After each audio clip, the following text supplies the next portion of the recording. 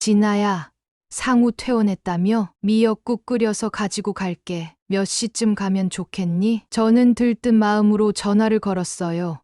어머님, 죄송한데 지금은 집에 오시면 안 돼요. 며느리 목소리가 이상하게 날카로웠어요. 왜? 무슨 일 있니? 집 리모델링 공사 중이라 너무 위험해요. 저희 지금 한 달째 호텔에서 지내요. 앞으로도 한 달은 더 걸릴 것 같아서 그때까지는 오지 말아 주세요. 한 달씩이나 호텔에서 살아? 그 돈이 얼마인데 그냥 우리 집에 와서 살면 되잖니. 제가 걱정스럽게 말하자 며느리가 한숨을 내쉬더니 말했어요. 어머님, 저 임신했어요. 지금 예민한 시기라 스트레스 받으면 안 돼요. 임신? 언제부터였어? 왜 이제서야 말하는 거야? 그러면 더더욱 내가 챙겨줘야지. 아니에요. 저희끼리 알아서 할 수 있어요. 어머님이 도와주시지 않아도 돼요. 도와주지 않아도 된다니. 대체 집에 무슨 일이 있는 거야? 왜 이렇게 숨기는 게 맞니? 숨기는 게 아니고요. 그냥 어머님이랑 같이 있는 게 편하지가 않아요. 뭐라고? 내가 불편해? 내가 뭘 그렇게 잘못했길래 그런 말까지 들어야 하니? 잠시 침묵이 흐르더니 며느리가 한마디를 덧붙였어요. 솔직히 어머님 얼굴 보는 것도 힘들어요. 당분간은 제발 오지 말아 주세요. 그 말을 듣는 순간 심장이 쿵 떨어지는 것 같았어요. 내가 키워서 집까지 사준 아들인데 그 집에 나는 들어가지도 못하는구나. 가슴이 서늘해졌어요. 그때 저는 아직 몰랐어요. 며느리 말 뒤에 얼마나 끔찍한 진실이 숨어 있는지요. 안녕하세요. 저는 올해 68살 이선자라고 해요. 남편을 일찍 떠나보내고 아들 하나만 바라보며 살았어요. 남편이 세상을 떠났을 때 아들이 고등학교 2학년이었어요. 그때부터 정말 이를 악물고 살았답니다. 새벽 5시면 시장에 나가 튀김 장사를 했어요. 학교 앞 분식집에서 어묵 국물을 끓이고 떡볶이를 볶다가 오후에는 반찬 가게에 가서 김치에 양념 비비고 나물을 무쳤어요. 손가락에는 기름, 화상 자국이 남고 허리는 항상 굽어 있었어요. 그래도 쉬지 않았어요. 우리 애만은 배 골케 하지 말자. 그 생각 하나였어요. 아들이 대학을 졸업하고 첫 직장을 잡았을 때 저는 또 하나의 목표를 세웠어요. 내가 살 작은 집 하나, 나중에 아들 신혼집 하나. 그래서 허리띠를 더 졸라맸어요. 모아둔 적금도 전부 갈아 넣고 분식집, 반찬 가게에서 번 돈을 한 푼도 안 쓰고 모았어요.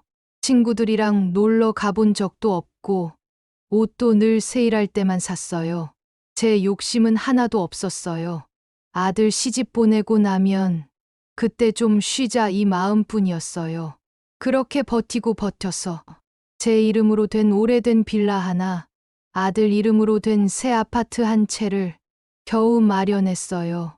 아들 결혼하면 그 집 열쇠를 쥐어주려고요. 아들이 30이 되던 해 여자친구를 데려왔어요. 키도 크고 말투도 또렷한 아이였어요. 대학원까지 나왔다고 하더라고요. 처음 인사하던 날 허리를 쭉 숙이며 말했어요. 어머님, 잘 부탁드립니다.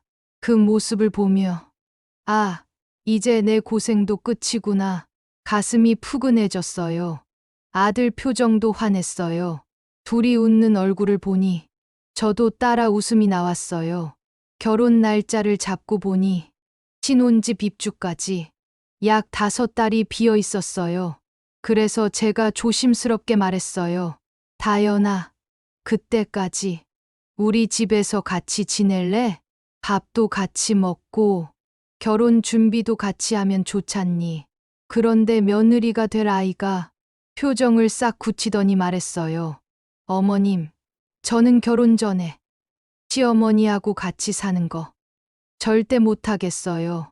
그 말이 마음에 콕 박혔어요. 순간 가슴이 싸늘했지만 요즘 젊은 사람들은 그렇다니까 억지로 이해하려고 했어요. 결국 둘은 작은 원룸 전셋집에서 신혼을 시작했어요.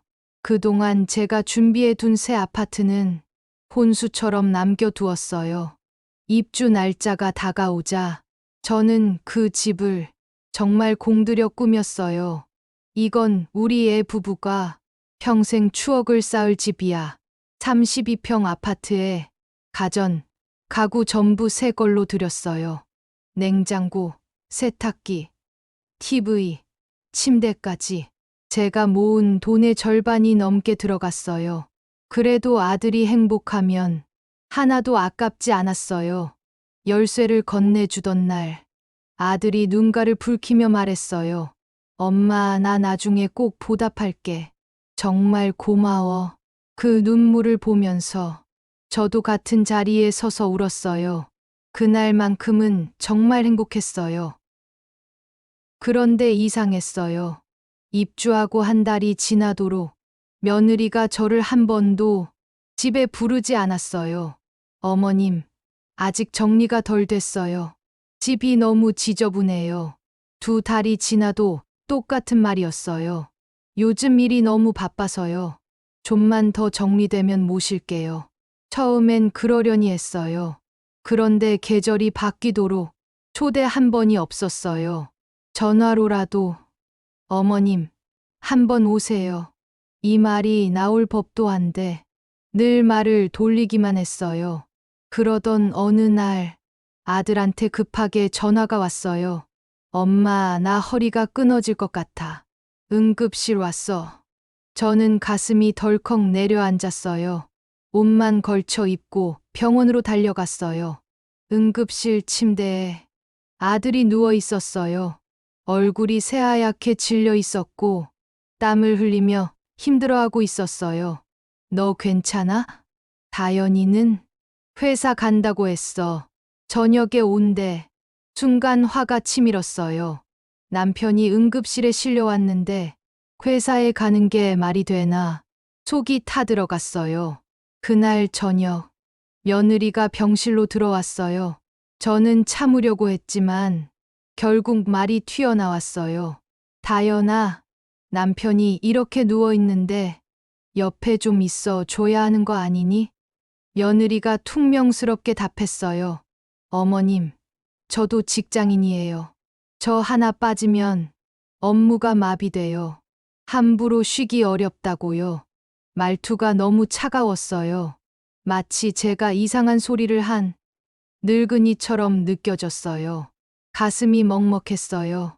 다음 날 아들이 집에서 갈아입을 옷이 필요하다며 엄마, 집 좀 같이 가줄 수 있어? 라고 조심스레 물었어요.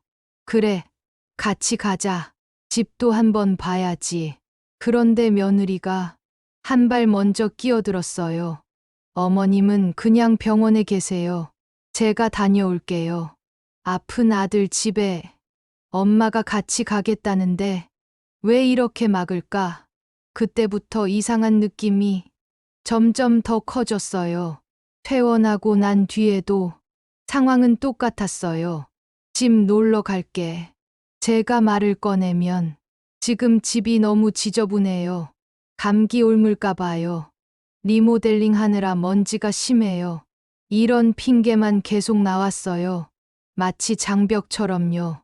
그렇게 몇 달을 미루더니 결국 그날 저는 마음을 굳혔어요. 그냥 예고 없이 가보자. 내가 사준 집에 내가 한번 못 가보다니. 시장에 들러 멸치볶음, 장조림, 나물, 미역국까지 한 보따리 사서 아들 집으로 향했어요. 아픈 애는 집밥이 최고지. 현관 앞에 서서 초인종을 눌렀어요. 1번, 2번, 3번. 아무 대답이 없었어요. 집에 없나? 다시 1번 더 눌렀어요. 그때 뒤에서 택배 기사님이 오시더니 벨을 누르더라고요. 띵동. 안에서 바로 목소리가 들렸어요. 네, 나가요. 순간 등줄기가 서늘해졌어요. 집에 사람이 있는 거였어요. 문이 열리자 며느리와 제 눈이 딱 마주쳤어요. 며느리 얼굴이 종이장처럼 새하얗게 질렸어요. 입술이 바들바들 떨리고 있었어요. 어머님 여기까지 어떻게? 저는 들고 있던 반찬 봉투를 보여주며 억지로 웃었어요. 상우 퇴원했다면서 집밥 먹여야지. 잠깐 올라가서 밥상이나 차려줄까 해서 왔지. 며느리가 급히 말을 꺼냈어요. 어머님, 지금 집 진짜 난리예요. 정리가 하나도 안 돼서요. 다음에 저희가 정리되면 그때 모실게요. 말은 그렇게 하는데 안쪽에서 TV 소리가 시끌시끌하게 들렸어요. 누군가 웃고 떠드는 소리도 섞여 있었어요. 호텔에 있다더니 공사 중이라더니 이게 무슨 소리지? 저는 며느리 어깨를 살짝 옆으로 밀며 신발을 벗고 안으로 들어갔어요. 어머님, 안 돼요. 며느리가 다급히 잡았지만 이미 거실이 눈앞에 펼쳐지고 있었어요. 거실 소파에는 중년 남자와 여자가 TV를 보며 앉아 있었어요. 테이블 위에는 마신 지 얼마 안 된 커피잔, 뜯어놓은 과자 봉지, 부모가 보는 듯한 건강신문이 펼쳐져 있었어요. 신발장에는 보지도 못한 남자 구두, 여자 플랫 슈즈, 슬리퍼가 잔뜩 꽂혀 있었어요.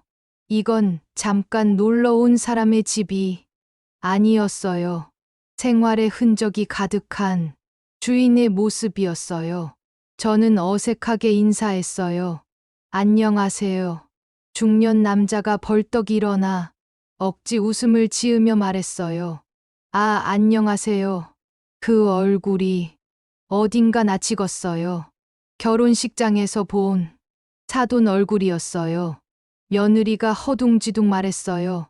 어머님, 친정 부모님이 잠깐 올라오셨어요. 며칠만 있다 가실 거예요. 며칠이라기엔 짐이 너무 많았어요. 거실 한쪽에는 큰 캐리어, 종이 박스, 약 봉투들이 쌓여 있었고 안마의자 옆에는 안마기와 파스가 널려 있었어요.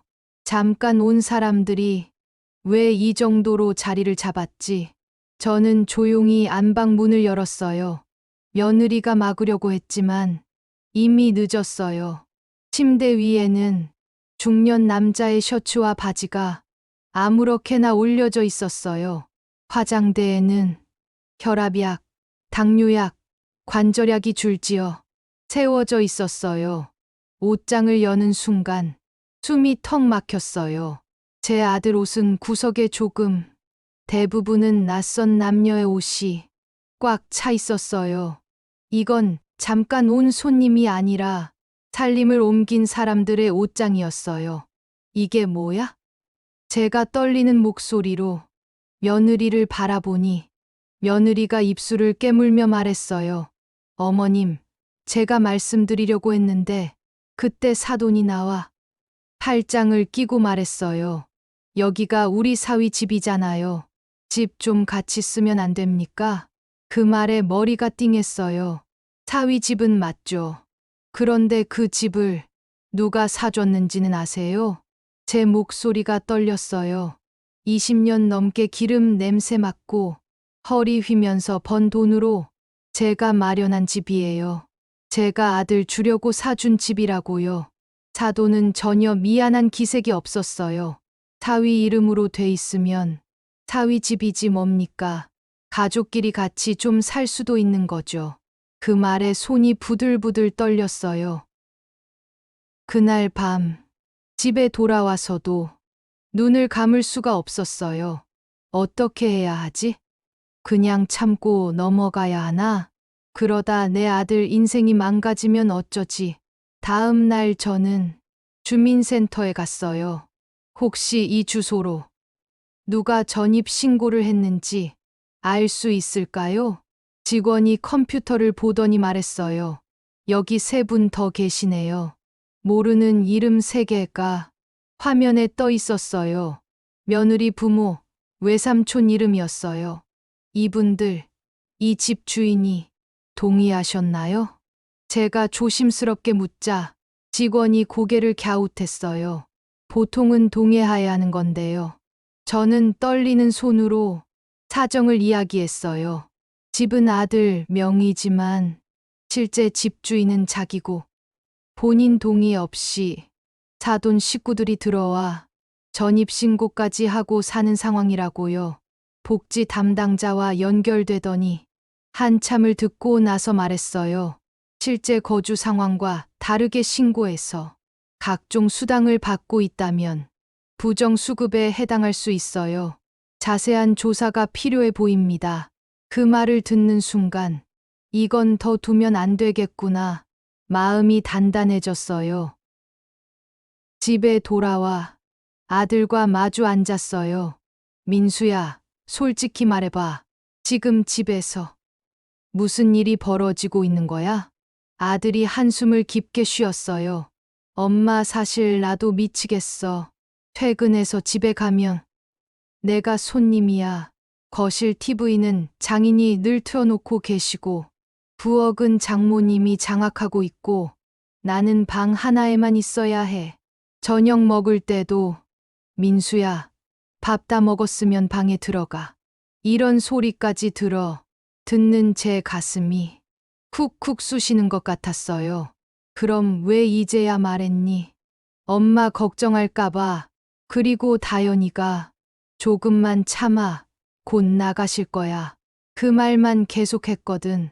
알고 보니 사돈 식구들이 들어온 지 벌써 석 달이 넘었더라고요.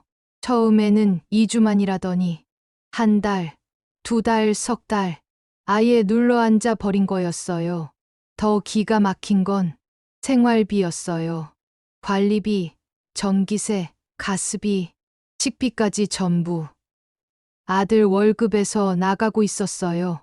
사돈 식구들이 받는 복지 수당은 본인들 용돈, 병원비로만 쓰고 있었고요. 며느리 외삼촌은 밤마다 친구들을 데려와 거실에서 술판을 벌였다고 했어요. 그 자리에서 아들에게 야, 맥주 떨어졌다. 좀 사와라. 이렇게 시켰다더군요.